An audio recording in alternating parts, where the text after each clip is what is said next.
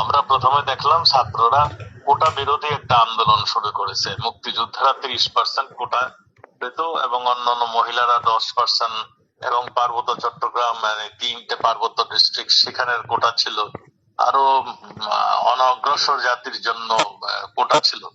এই এই সবগুলো মিলিয়েই কোটা সিস্টেমটা চালু ছিল এবং তার এগেনস্টে ছাত্ররা আন্দোলন করছিল। প্রথম একবার আন্দোলন করেছিল মাননীয় প্রধানমন্ত্রী, আন্দোলনের ছাত্র থেকে ডেকে বললো যে কোটা সিস্টেম আমি বাতিল করে দিলাম। পরে একজন 2-3 জন মুক্তিযোদ্ধার সন্তানেরা তার উপর এইটার জন্য আপিল করে। কোর্টে সেই আপিলে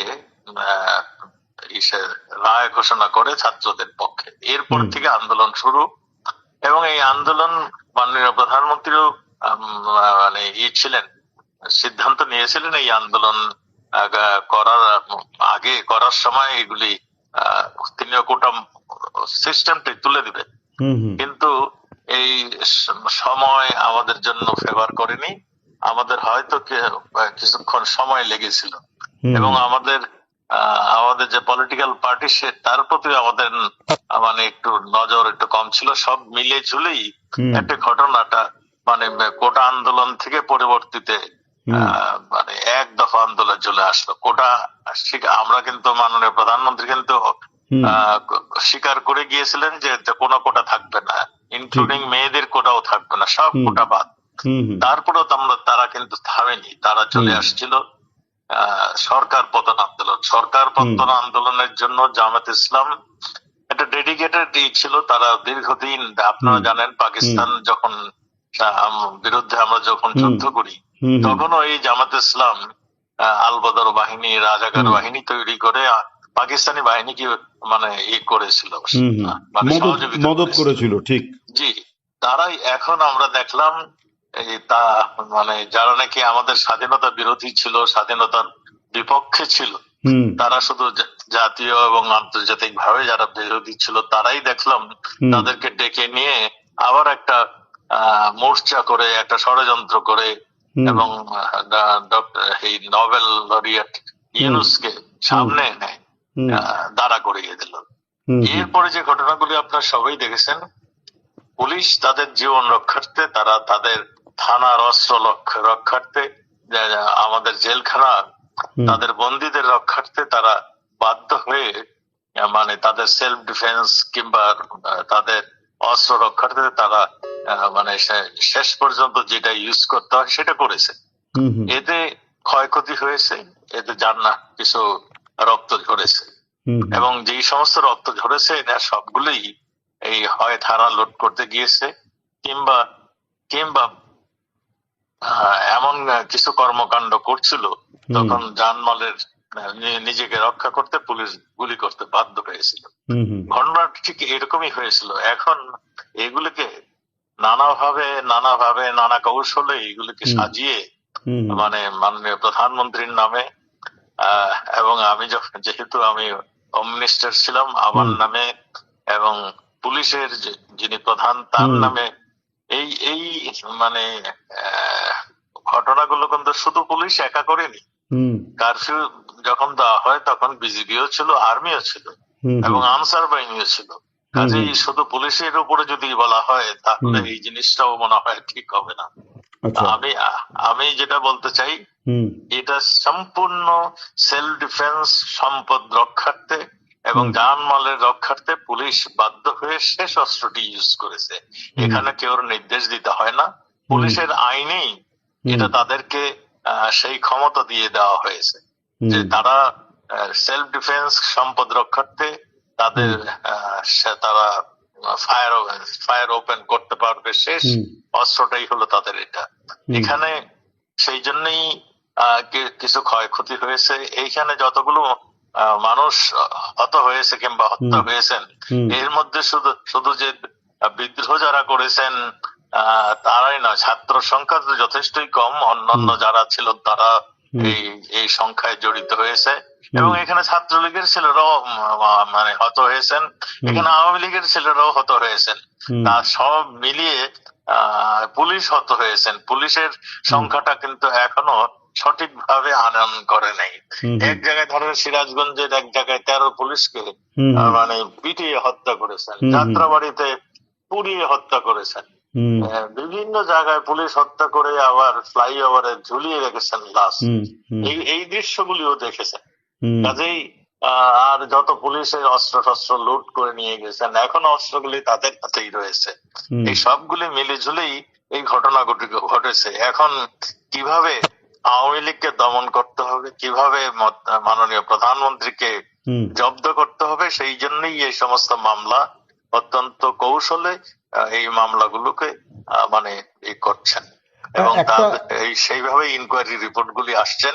সেখানে আমাদের উকিলকেও যেতে দেওয়া হয় না, আমাদের আচ্ছা, কেউ ওখানে যেতে দেওয়া হয় না। একটা প্রশ্ন আমি করছি, মানে এতগুলি মানুষ, প্রায় 450-500, মানে যে যদি মূল ফিগারটাকেই ধরি, মানে এত মানুষকে পুলিশ হত্যা করলো, তাহলে পুলিশের কি বা সরকারের তরফে কোনো নির্দেশ?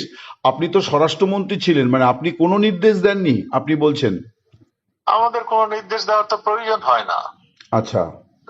আমাদের পুলিশের উপরে যেই মানে এটা ছিল, আমরা কি ওইখানে যে দাঁড়িয়েছিলাম যে গুলি হুম শুরু করুন, হুম এটা তো যারা অধিনায়ক হুম ব্যাটেল ফিল্ডে তো দেখেন আর্মির যে হুম যিনি কমান্ডিং অফিসার তিনি করেন।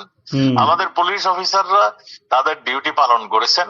তারা প্রথমে হুইসেল বাজিয়েছেন, তারপর হুম ব্যারিকেড দিয়েছেন, তারপরে মানে গ্যাস মেরেছেন, জল কামান দিয়েছে। হুম তারপরে যখন মানে তাদের উপরে যখন গুলি শুরু করেছে, হুম মানে আগুন ধরিয়ে দিচ্ছে, তখন তারা লাস্ট স্টেজে এটা করেছে। আজকে অভিযোগ আজ আর এই 400-500 কথা বলেন, হুম এখানে পুলিশ এইখানে আমি আমার জানা মতে এই সংখ্যা অনেক কম। এবং আমিও তদন্ত করে দেখেছি, হুম এক লোক নাম মামলা হয়েছে, সে এসে কোর্টকে জানিয়ে দিচ্ছে যে আমি তো হুম মরিনি। হুম এই হুম ধরনের ঘটনাও আছে। না, রাষ্ট্রসংঘের একটা রিপোর্ট হচ্ছে, সেখানে অবশ্য 1400 লোক হত্যা হয়েছে বলে বলা হচ্ছে আর কি। সেখানে এইগুলির যদি আপনারা হুম তদন্ত করেন, 1400 লোকের নাম ঠিকানা করেন, হুম তাহলে দেখবেন 3 বছর আগে মারা গেছে তারও নাম এখানে রয়েছে। এই সবগুলি হিসাব নিকাশ করার একটা মনে হয় সময় আসছে। হুম কয়জন পুলিশ, কয়জন ছাত্রলীগের মানে আওয়ামী লীগের লোক, কয়জন হুম মানে অন্য দলের লোক মারা হুম গিয়েছে, কিংবা হুম কয়জন ছাত্র মারা গিয়েছে, হুম এই সবগুলির বোধহয় হিসাবের একটি সময় আসছে। আমার আচ্ছা এই 1400-1500, আমি তো এক রিপোর্টে দেখছি 3100 পুলিশ আহত হয়েছে। হুম এই সবগুলো নিয়েই একটা বিভ্রান্তিকর পরিস্থিতি সৃষ্টি হয়েছে। তো কাজেই এই সবগুলো নিয়ে একটা কমিশন বসানো উচিত আমি মনে করি। আপনি বলছেন যে একটা বিচার বিভাগীয় কমিশন, যেমন শেখ হাসিনা কমিশন গঠন করেও দিয়েছিলেন, যেটা কন্টিনিউ হয়নি পরবর্তী সময়তে। জি জি জি। আপনি বলছেন যে এই সরকারের যদি তাহলে তারা যদি মনে করে, তাহলে নিরপেক্ষতা বজায় রাখার জন্য একটা কমিশন গঠন করা উচিত। অবশ্যই আমি তাই তো মনে করি। কারণ পুলিশ বলছে 3100 পুলিশ মারা গেছে, একটা বিদেশি সংবাদপত্রে আমি সেটা দেখেছি। হুম আবার পুলিশ কেউ বলতেছে 500, কেউ বলতেছে 1000, কেউ বলতেছে আবার সরকারি ভাবে বলতেছে আরো কম। আর হুম আমাদের আমাদের আওয়ামী লীগের নেতা কর্মী যারা মারা গেছে তাদের সংখ্যাও প্রায় 400-500 কম নয়। হুম তারপরে তাদের বাড়িঘর লুণ্ঠন, তাদের ব্যবসা বাণিজ্য পুড়িয়ে দেওয়া, এই হুম সবগুলো তো ক্রাইমের অন্তর্ভুক্ত। আপনারা দেখেছেন 5 তারিখের পরে যে হুম সমস্ত ক্রাইম হয়েছে তাকে ইন্ডিমিনিটি দিয়ে দেওয়া হয়েছে। এই হুম সবগুলি একটা এই কৌশল ছিল, যেটা নাকি মাননীয় প্রধান উপদেষ্টা তিনি পরিষ্কার করে বলেছেন এটা মেটিকুলাস একটা ডিজাইন ডিজাইন ছিল। বলেছেন উনি। সেই হুম ডিজাইনটাই বাস্তবায়ন করেছেন এবং আমরা এখন তাই দেখছি। সেই ডিজাইনই একের পর এক আমাদের স্বাধীনতার উপরে আসছে, আমাদের জনগণের স্বার্থের উপরে আসছে, আমাদের দেশের স্বার্থের উপরে আসছে। সেইগুলো আমরা দেখছি এবং আপনারাও দেখছেন। একটা জিনিস বলি, মানে এত বড় একটা ঘটনা ঘটে গেল, হয়তো আচমকাই ঘটলো। আপনি স্বরাষ্ট্রমন্ত্রী ছিলেন, স্বরাষ্ট্র দপ্তরের অনেকগুলি এজেন্সি কাজ করে স্বরাষ্ট্র দপ্তরকে ইনপুট দেওয়ার জন্যে। কোনো জায়গা থেকে আপনারা এটা জানতে পারলেন না, তো এটা কি গাফিলতি, নাকি এটাও একটা ষড়যন্ত্র ছিল যে আপনাদের? প্রথম কথা আমি বলে দিই, এনএসআই যেটা ন্যাশনাল সিকিউরিটি হুম হুম ইন্টেলিজেন্স যেটা, হুম হুম সেটা মাননীয় প্রধানমন্ত্রীকে রিপোর্ট করেন। হুম এটা আমাকে রিপোর্ট করেন না। হুম ওনার 7 দিন পরে পরে তারা একটা আমাকে সামারি দেন। হুম হুম সেকেন্ড থিং হলো ডিজিএফআই। হুম ডিজিএফআই সেটাও মাননীয় প্রধানমন্ত্রী এবং প্রধান সেনাপতিকে রিপোর্ট করেন এবং আমাকে 7 দিন পরে পরে ইম্পর্টেন্ট কিছু হলে আমাকে 7 দিন কিংবা 15 দিন পরে পরে আমাকে এটা রিপোর্ট করে। আমাদের যেটা পুলিশের সেটা এসবি, সেটাও মাননীয় প্রধানমন্ত্রীকে যে রিপোর্ট করতেন, আমাকেও একটা রিপোর্টের কপি পাঠাতেন। তা আমরা এইগুলি সবগুলি লক্ষ্য করেছি, এইগুলির ভিতরে তেমন কোনো পূর্বাভাস, এমন কোনো সংকেত সেটা এখানে আমি দেখিনি।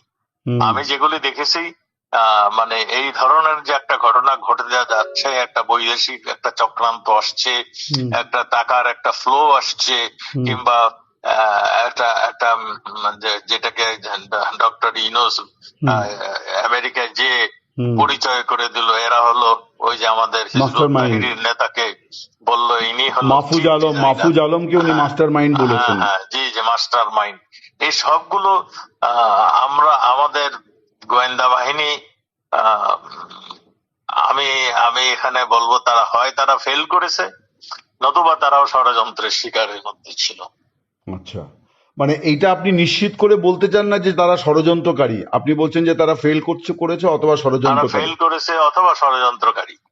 আচ্ছা, তো এমনি যেহেতু আপনি স্বরাষ্ট্রমন্ত্রী ছিলেন, আপনি কি কোনোভাবে এই পরিস্থিতির কোনো দায় নিচ্ছেন, কোনো মরাল দায় আপনি নিচ্ছেন? যেহেতু আপনি স্বরাষ্ট্রমন্ত্রী ছিলেন এবং পুলিশের বিরুদ্ধে হত্যার অভিযোগ উঠেছে, তো আজকে আপনার বিরুদ্ধেও মানে রিপোর্ট পেশ হলো এবং সম্ভবত নতুন করে গ্রেপ্তারি পরোয়ানাও জারি হবে। সবকিছুই হবে, এরা সবকিছুই চেষ্টা করবে। আমরা দেশটাকে স্বাধীন করেছিলাম, আজকে আমরা যে পরাজিত সৈনিকরা আবার দেশ দখল করেছে, এটি হলো সবচেয়ে বড় কথা। এবং তারা কি করবে, আমরা যুদ্ধ অপরাধীদের ফাঁসি দিয়েছি, এখন আমরা যারা যুদ্ধ করেছি তাদেরকে ফাঁসি দিবে, এইটাই তো তাদের প্ল্যান, তাদের প্রোগ্রাম এইটা, এবং সেই জন্যই তারা তৈরি হচ্ছে। এখন আপনারাই লক্ষ্য করবেন, আমরা যারা মুক্তিযোদ্ধা আমাদেরকে একে একে ফাঁসি দিবে, সেই রকমই তারা প্রস্তুতি নিচ্ছে। তো মানে আপনারা মুক্তিযুদ্ধ করে একটা দেশ তৈরি করেছিলেন, মানে যেটা বিরল একটি ঘটনা পৃথিবীতে, যে একটা জাতি রাষ্ট্র গঠন ভাষার ভিত্তিতে।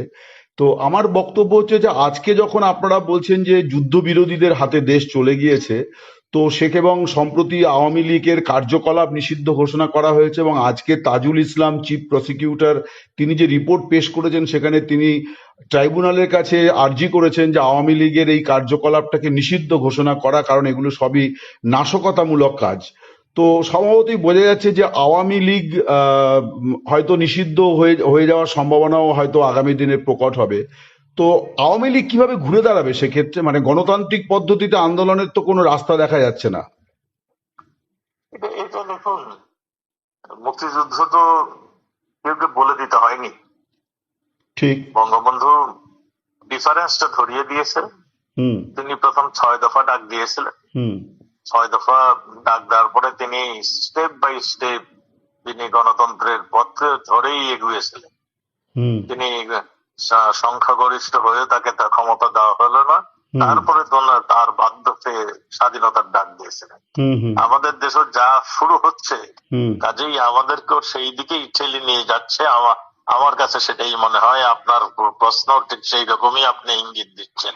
আমার প্রশ্ন আমি আর একটু স্পষ্ট করে বলি, বঙ্গবন্ধু বলেছিলেন শেষ ডাক, যার হাতে যা আছে তাই নিয়ে নেমে পড়তে হবে, মানে একজনও পাক সেনা বাংলাদেশের মাটিতে থাকা পর্যন্ত তাদেরকে তাড়াতে হবে। তাহলে তো সেটাই আমি বলছি, সেই সময়টা মানে তারা যদি মনে করে যে আওয়ামী লীগ কিছুই নেই, আওয়ামী লীগ দেশ স্বাধীন করেছে, মানে ভাষার জন্য প্রাণ দিয়েছে, প্রত্যেকটা আন্দোলনের জন্য আওয়ামী লীগ নেতৃত্ব দিয়েছে, বাংলাদেশে অত্যাচারের বিরুদ্ধে আওয়ামী লীগ নেতৃত্ব দিয়েছে, এবং একটা মানে সুন্দর বাংলাদেশ তৈরি করার জন্য নেতৃত্ব দিয়েছে। কাজেই আওয়ামী লীগ বসে থাকবে এই কথা যদি চিন্তা করে কেউ, তাহলে তারা বোকার স্বর্গে বসবাস করেন। আওয়ামী লীগ অবশ্যই এখন যে ট্রমাটাইজড হয়ে গিয়েছে, আমাদের সিম্পল কর্মী তার বিরুদ্ধে মামলা, আমাদের ক্যাপাসিটি ছিল 80,000 এই যে প্রিজনে বন্দি ধরার, এখন আছে 1,26,000। আমার মধ্যে মনে হয় কিছুদিনের মধ্যে এটা 2 লাখে পরিণত হবে। কাজেই এই যে ধরছে, কোনো জামিন দিচ্ছে না, মানে কোর্টে গেলে আমাদের উকিল সাহেবদেরকে বেজ্জতি করে কোর্টের থেকে পাঠিয়ে দিচ্ছে। হুম হুম যারা মুক্তি পাচ্ছে জেলখানার গেইটে তাদের ধরে পিটানো হচ্ছে। হুম এই যে এইটা তো আর বেশি দিন চলতে পারে না। ধৈর্যের একটা সীমা আছে, সেই সীমা রেখাটা মনে হয় এরা অতিক্রম করছে। কাজেই আপনি যেগুলি বলছেন, আমরা বঙ্গবন্ধুর সৈনিক, বঙ্গবন্ধু দেশকে স্বাধীন করে গেছে, এ দেশের মানুষ এখনো ভুলে নাই। কাজেই আমি মনে করি এ দেশের মানুষ ঘুরে দাঁড়াবে। আর আহ, না কিন্তু এই এই সমস্ত অত্যাচার মানে আপনি যা কি বলুন, বলছেন পরিস্থিতি যে জায়গায় গেছে এবং আপনি যা কমিটমেন্টের কথা বলছেন তাতে তো আরেকটা মানে অস্ত্র হাতে গেরিলা যুদ্ধের দিকে এগোচ্ছে। এখন তাদের হাতে যে সমস্ত অস্ত্র রয়েছে, এগুলি যদি আমাদের এই নিরাপত্তা বাহিনী বলুন, আমাদের সামরিক বাহিনী বলুন, এরা যদি কালেকশন না করে, তাহলে তো আমরা যখনই আমরা ঘরের থেকে বের হবো তারা গুলি করবে। তো হুম কাজেই এখন প্রশ্নই আসে, তাহলে কি আমরা বসে থাকবো? আমাদের হাতে ওই যে বঙ্গবন্ধু বলছিলেন, যাতে যা কিছু দা বঠি যা আছে তাই নিয়ে বের হয়ে যাবে আমাদের মানুষ। তার মানে আপনি বলছেন যে দেশকে মুক্ত করার জন্য আওয়ামী লীগ আরেকটা মুক্তি সংগ্রাম করতে আমি এটা প্রস্তুত। এখনো বলি নাই, আমরা এখনো ধৈর্য ধরে আছি। আমরা শেষ মুহূর্তে বঙ্গবন্ধু যেমন ধাপের পর ধাপ আন্দোলনকে এগিয়ে নিয়ে গিয়েছিলেন, হুম আমরাও ঠিক সেই রকম ভাবে আমরা শেষ মুহূর্ত পর্যন্ত আমরা অপেক্ষা করছি। হুম আমরা তারপরে আমরা বসে থাকবো না। ওই বঙ্গবন্ধু আমাদের শিখিয়েছে, রক্ত যখন দিয়েছি আরো দিব, এই দেশকে মুক্ত করে সারবো ইনশাআল্লাহ।